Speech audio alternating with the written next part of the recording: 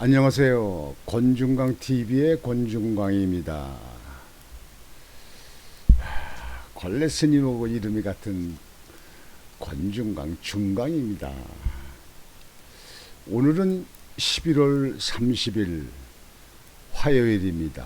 11월 30일 화요일. 11월달 마지막 날입니다. 내일부터는 12월 1일이 됩니다. 이제 마지막 달이 이제 들어가죠. 오늘은 마지막 날 역사 이야기를 여러분한테 들려드리겠습니다. 이것은 우리 정치하는 사람들이나 지금 그 성남 대장동에서 수천억씩 처잡순 그런 사람들, 또 그렇게 먹게 한 이재명 그 여당 후보, 이러는 사람들에게도 이 내용을 들려드리고 싶은 겁니다. 욕심을 내지 말고 국민을 바라보고 국민을 생각해라 하는 뜻으로 이 역사 사실을 얘기합니다. 또한 윤석열 후보의 그 부친이 공주 출신이라고 그러죠. 그래서 공주에 연계되어 있는 겁니다. 연계되어 있는 겁니다. 여러분들이 잘 아시는 오늘 그 역사의 인물은 어사 박문수입니다. 여러분들 박문수, 어사 박문수 뭐 드라마나 이런 것도 많이 보셨죠. 그 박문수에 대한 이야기를 들려드리고자 합니다. 박문수는 태어날 때는 1691년 숙종 17년에 태어났습니다. 그리고 영조 32년, 영조대왕 있죠. 영조 32년 1756년까지 살았던 겁니다. 처음에 그 급제, 장원급제 한 것은 1723년 경종 3년입니다. 그러니까 숙종, 그 다음에 경종, 그 다음에 영조로 들어가죠. 영조. 그래서 경종 3년에 증광시, 중광이 아닙니다. 넓을 증자,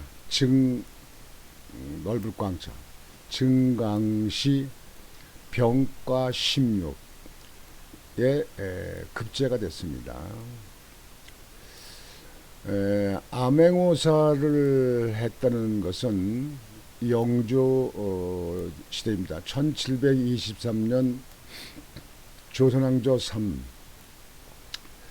예문관 검열로 뽑혔고, 이듬해 세자시강원 설서 병조 정랑에 올랐다가 1724년 영조 직위년 노론이 집권할 때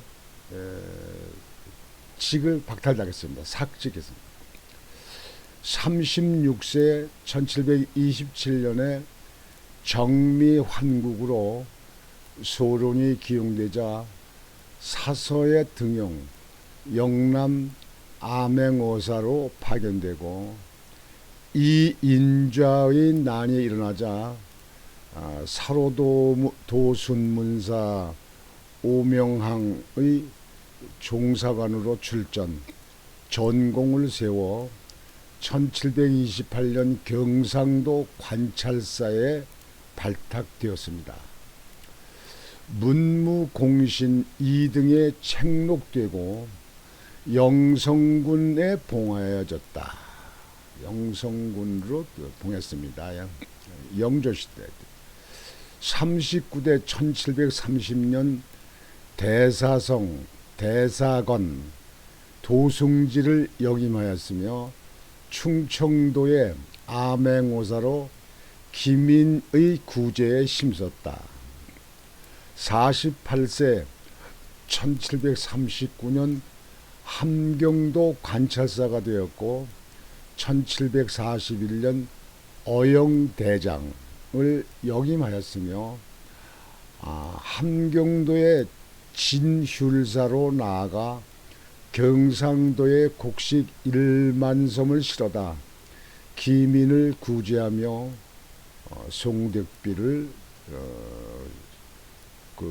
국민들이 세웠습니다. 박문수가 실제로 암행어사로 나가는 것은 2번입니다. 하지만 순무사나 관찰서로서 있으면서 덕행을 많이 베풀었기에 암행어사 설화는 거의 모두 그의 이름을 따서 만든 설화가 많이 있습니다. 영조 시대 때 무술년 영남 별견 어사 박문수가 청대하여 영남의 진휼, 탐관의 징계법 등을 임금한테 아뢰했습니다. 영남의 별견 어사 박문수가 청대하여 영남의 진구에 대한 일을 진달하고 또 탐관을 징계하는 법을 엄중히 할 것을 청하였습니다. 임금한테 청하였습니다. 영조한테. 그리고 경주 등 고래 양전은 추생하여 다량하게 할 것을 청하였고 또 전조를 신칙하여 바닷가에 쇠잔한 고래는 문관, 음관, 무관을 모두 가리지 않고 차임하게 할 것을 청하니 임금이 모두 그대로 허락하였다. 또 말하기를 외방의 장문은 비록 10번에 이르더라도 묘당에서는 시행하지 않는 경우가 많다. 만일 크게 변통시켜야 할 일이 있으면 신이 왕래하면서 품위하겠습니다. 이렇게 임금한테 아뢰한 거예요. 임금이 주전에 폐단이 있다는 것으로 어렵게 여겼고 승지 조지빈이 말하기를 아맹과 선무는 왕래하면서 할 수 없지만 진구를 감독하는 것은 을에 모두 왕래하면서 했습니다. 오명준 홍석보도 또한 그 전에 감진 어사로서 왕래하면서 품정한 전례가 있습니다. 임금이 말하기를 이미 전례가 있으면 진달한 대로 왕래하도록 하라.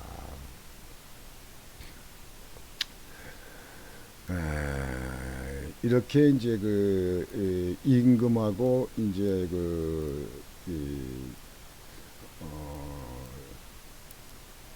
박문수 간에 이제 그렇게 이제 진언하고 이렇게 됩니다. 근데 영조 시대 때, 이게 조선조 후기죠. 영조 시대 때 영조가 박문수를 아주 신임을 했습니다. 많이 신임을 했습니다.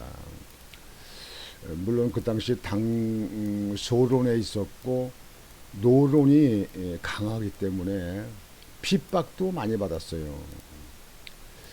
그런데 이 박문수는 암행어사라든가 여러분들 드라마에서 지금 보셨겠지만 국민을 불쌍히 여기고 국민을 긍휼하는데 아주 앞장섰습니다.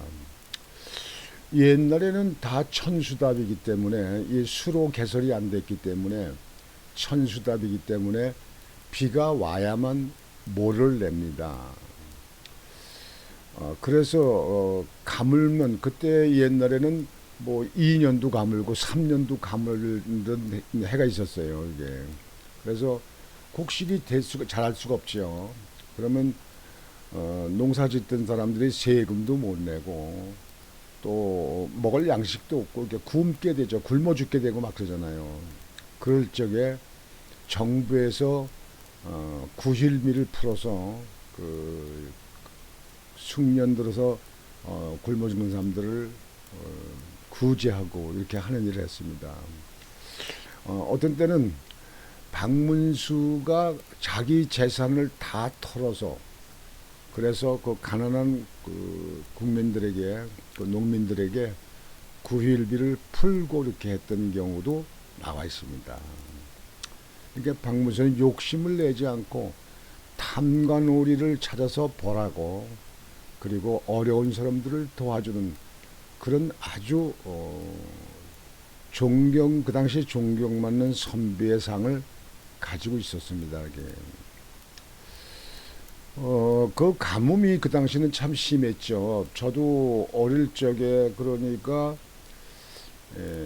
초등학교 중학교 날 때 그때에 될 거예요. 아마 한 50년도 60년도 초 이렇게 될 적에 그쪽에 내가 계양의 아버님이 농사를 많이 지셨습니다. 논농사, 밭농사, 뭐 과수원도 있고 산도 있고 많고 그래서 몇만 평씩 됐는데 이 가물면 모를 심을 수도 없고 또 뭐 심었다 하더라도 가물어서 논이 다 말라 터집니다. 이렇게 말라서 거북이 장등 같이 다 짝짝짝 다 논이 갈라져요. 어떤 해는 제가 기억에 그 몇천 평 되는 그 논에 거기 다 가물어서 그래서 그 벼가 뭐 한 두 뼘 자라지도 않아요. 이렇게 벼가 이렇게 뭐 벼가 한 6, 70cm 이렇게 자라는데 이렇게 자라지 않고 그 이 가을에 추수 때 보면 쌀알이 그냥 서너 개씩이 붙어 있어요. 그러니까 그 벼알 그 벼에 그 알이 서너 개씩 붙어서 있어요. 그래서 그냥 뭐 수백 평을 그렇게 비고 해도 지게지는데 뭐 한 짐도 안 됩니다. 그냥. 아주 그렇게 심하게 가문 때가 있었어요.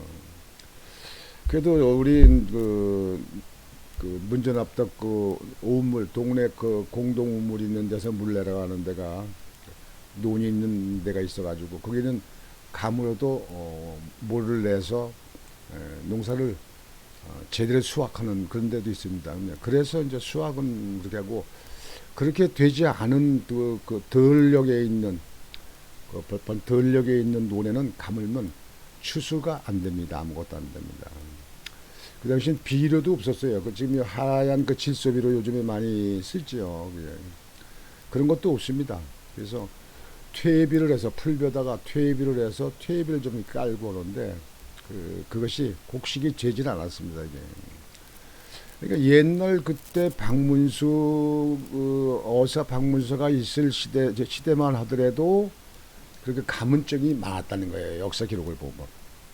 그러면 농민들이 농사 수확도 못하고 또 먹을 것도 없고 그러니까 굶어 죽는 사람도 생기고 그러는 거예요. 그러니까 좀 그 마음이 그 선량한 그 지역에 있는 그 선비들은 자기네 가지고 있는 곡식 창고는 문을 열어서 곡식을 나눠주고 이렇게 하고 또 정부가 또 정부에서 보유한 이 곡식을 나눠줘서 먹고 살게끔 하고 이렇게 그 당시에 이렇게 했다는 이거죠.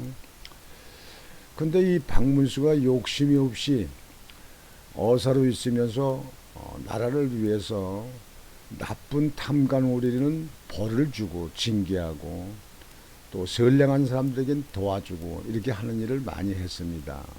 그래서 영조 임금이 그 박문수를 아주 신임했죠. 이 박문수에 대해서 조금 더 역사적인 사실을 한번 이렇게 살펴보면요. 박문수는 원래 서울에서 자랐다고 이제 기록에 있는데요. 그 부모 그 묘소가 경기도 그 장단이 있잖아요. 장단이요. 저 황해도 가는데 장단에서 공주로 이렇게 옮기를 온 걸 보면 장단에도 아마 그 박신의 문중들이 살았지 않았을까 이렇게 생각합니다. 서울에 살다가 박문서는 20대의 초반에 공주로 내려옵니다. 그래서 공주로 와서 그 선친들의 그 묘를 공주로 다 옮깁니다. 그래서 어, 그 조한필 그 충남 그 역사문화관장은 박문수가 공주 출신이다, 공주 사람이다 이렇게 얘기를 합니다. 충남 그 조한필 그 역사 문화원 연구원장은 그렇게 책에도 펼치고 있습니다. 책에도 나와 있습니다.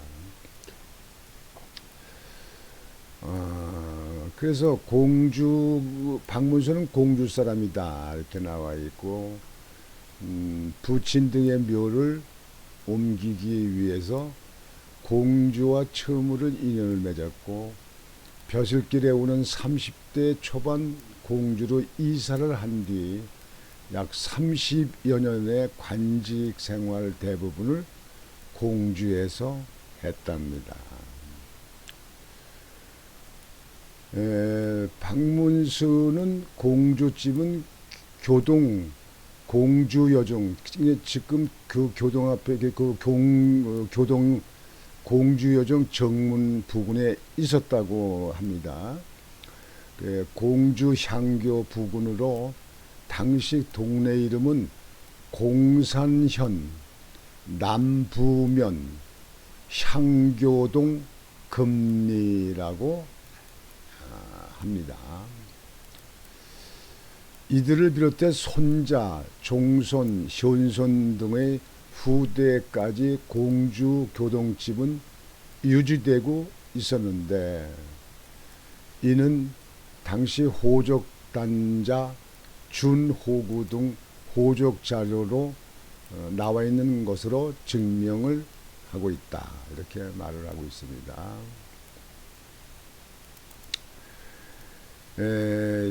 지금 현재 그 승전원 일기를 보면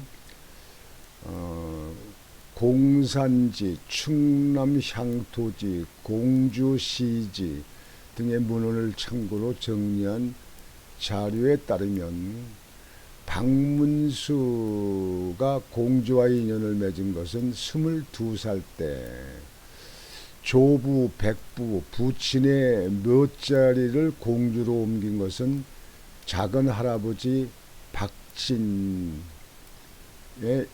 이미 공주에서 그 연고를 갖고 거기서 살고 있었기 때문에 그리를 옮겼다 이렇게 얘기됐습니다.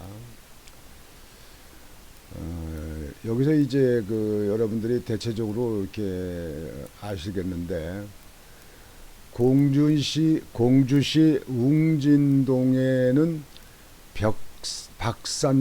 박산소라는 지명이 있습니다. 박산소라는 지명, 웅진동에 말 그대로 박씨산소가 있어 동네 이름이 된 것으로 이곳에 박문수의 작은 할아버지가 묻혀 있습니다.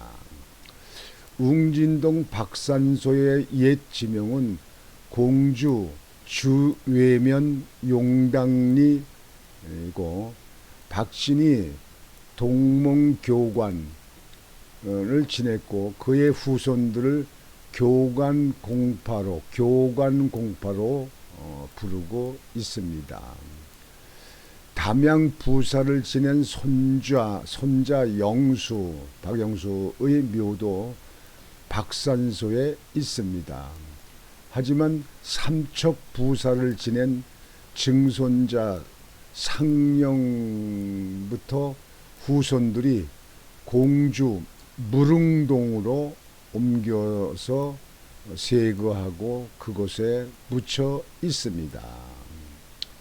공주를 근거로 해서 이제 살아있는 여러 가지 역사 사실을 이제 살펴보았습니다.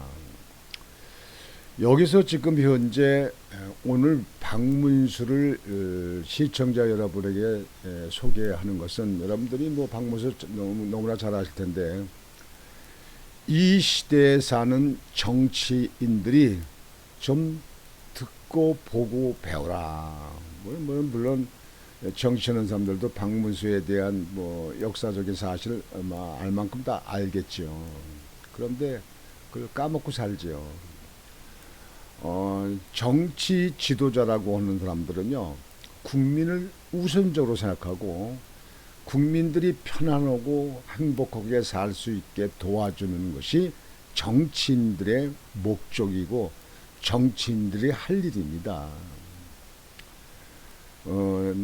성남시 대등동 같이 주택 개발을 하면서 수천억씩 처먹게 만든 그 사람들이나 그 장본인이나 인허권자나 또는 그것을 그렇게 돈을 수천억씩 처먹게 된 그들도 나는 지금 현재 이 박문수, 영조시대 이 박문수 같은 사람을 좀 읽어보고 좀 배워라, 인간들아, 그런 얘기입니다. 그리고 앞으로 지금 정치하는 사람들이나 앞으로 정치할 사람들도 국민들을 먼저 생각하고 국민들의 삶을 보다 낫게 하기 위해서 노력하고 연구하고 일을 해야 됩니다. 자기만 어떻게 하든지 불법을 해서 돈을 모아서 자기 그 살림만 부를 늘리려고 하는 사람들은 도적놈들입니다. 도적놈들. 그건 정치인이 아니고 도적놈들입니다. 국민들이 잘 살 수 있도록 하기 위해서 정치를 하는 거고, 정치인들은 이름과 명예를 남겨야 됩니다. 명예를 벌어야 됩니다. 이름과 명예를 더 빛나게 하는 것, 그것으로 만족을 해야 됩니다. 그렇지 않으면 그것은 도적놈들입니다. 정치인들이 아니고. 일확천금을 하는 노름꾼 같은 그런 못쓸 사람들이죠. 그런 사람들은 정치인으로 만들어도 안 되고 정치인으로 가도 안 됩니다. 지금 이 시대에 그 코로나 때문에 소상공인이나 자영업자들이 너무 어렵습니다. 물론 우리 국민들도 너무 어려운 사람들이 많습니다. 중산층이 다 깨지고 전부 서민으로 내려앉고, 서민 중에서 또 더 어려운 사람들은 아주 극서민, 극초서민으로 내려앉은 시대가 됐습니다. 물론 자본국가의 폐단이 있는 자가 더 있게 만들어진 것이 자본국가의 폐단이긴 합니다만, 그래도 그런 것을 잘 조절하고 조정하고 이렇게 하는 것이 정치인들이 하는 거고 나라가 하는 것입니다. 그런 걸 못할 때에는 그 사람들은 자격을 박탈해야 됩니다. 거기다 그 자리에 둘 필요가 없습니다. 그게. 이러한 문제는 물론 자라나는 학생들에게 교육적인 차원으로 많은 그 선조들의 그 훌륭한 그 업적, 훌륭한 그 집행 과정 이런 것을 교육 쪽에서 시켜야 됩니다. 분수만 잘 풀고 영어 단어만 잘 외우고 뭐 수학에 피타고라스 정리 같은 거 이런 것만 잘한다고 해서 그 사람이 훌륭한 사람이 되는 건 아닙니다. 학교 교육 과정을 거치면서 사람들이 보다 그 이웃을 생각하고 친구를 생각하고 나라를 생각하는 그런 문제를 어릴 때 교육할 때부터 깊이 있게 심어주고 그걸 머릿속에 넣어주는 것이 그것이 교육입니다. 그것이 참교육입니다. 약삭빠르게 한탕주의라고 하는 그런 생각을 가진 사람들이 그 당대 또는 그 사람에게는 어떻게 이익이 될지 모르지만 사회에는 그게 악입니다. 사회 악. 그래서 오늘은 박문수, 어사 박문수에 대해서 그 역사적인 사실을 가지고 여러분들에게 말씀을 소개해 드렸는데요. 물론 잘 아시는 이야기지만 다시 한번 이 시점에 생각을 해 봐야 되지 않겠는가 해서 이 말씀을 드립니다. 12월 30일 지나고 이제 앞으로 더 추워지고 얼음 얼고 눈보라가 치고 이렇게 이제 하는 계절이 돌아옵니다. 이럴 때 가난한 사람들은 사는 게 지옥이고 사는 게 너무나 힘들고 너무나 가슴 아픈 일이 됩니다. 그런 사람들에게 옛날에 있는 자들, 가진 사람들이 그 9.11을 풀어서 자기네 가지고 있는 창고를 풀어서 먹을 것을 나눠주고 그 사람들에게 그 도움을 줘서 살 수 있도록 하는 거, 그것을 본받아야 될 것입니다. 그걸 생각을 다시 해야 될 것입니다. 그렇지 않고 자기만 잘 먹고 맛있는 거 먹고 자기만 그저 배가 터지도록 먹게끔 하는 것은 사람보다 더 못한 짐승 같은 돼지 같은 돼지는 자기만 먹죠. 자기 그 동네나 누가 돼지 있는 거 못 먹게 막 그냥 큰 놈이 막 물고 합니다. 자기만 먹습니다.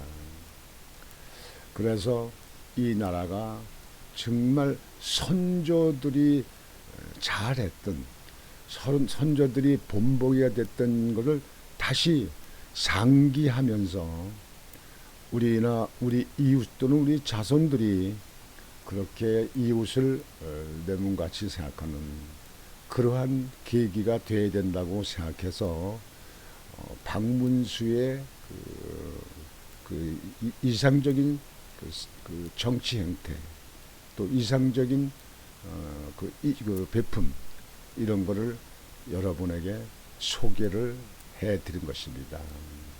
12월 30일 뭔가를 남기는 날이 되었으면 하고 생각합니다. 여러분 시청자 여러분 12월 30일 마지막 날 박문수의 그 위문 활동 그리고 그 가난한 농민들과 그다음에 탐관오리 그리고 권력 가진 사람들한테 탄압받고 멸시당하고 그리고 육체적인 고통을 안게 되는 일을 잘 풀어주고 해결해주고 하는 그런 것을 우리들 또는 우리 정치인들이 다시금 익히고 배우고 또 그래서 그걸 그렇게 잘하도록 노력을 하기를 간절히 소망하면서 오늘 방송을 이렇게 해드렸습니다. 오늘 방송은 이렇게 마치겠습니다. 내일부터 12월 1일이 됩니다. 여러분들 옷 따뜻하게 입으시고 건강관리 잘 하시기 바랍니다. 그 코로나가 또 자꾸 신종 그 변이 바이러스가 자꾸 나온다고 이렇게 해서 또 이 세계가 참 또 이게 떠들썩합니다. 이 문제는 다음에 또 시간에 여러분들에게 알려드리겠습니다. 오미크 바이러스라고 그 남아공에서 발생돼 가지고 지금 현재 그 남아공뿐만 아니라 그 유럽 전역으로 이게 퍼지는데 이 신종 변이 바이러스는 하루에 곱씩 늘어난대요. 확진자가 곱씩 늘어나요. 그리고 사망률도 조금 늘어난다고 하더라고요. 이 델타 바이러스보다는 조금 많이 늘어납니다.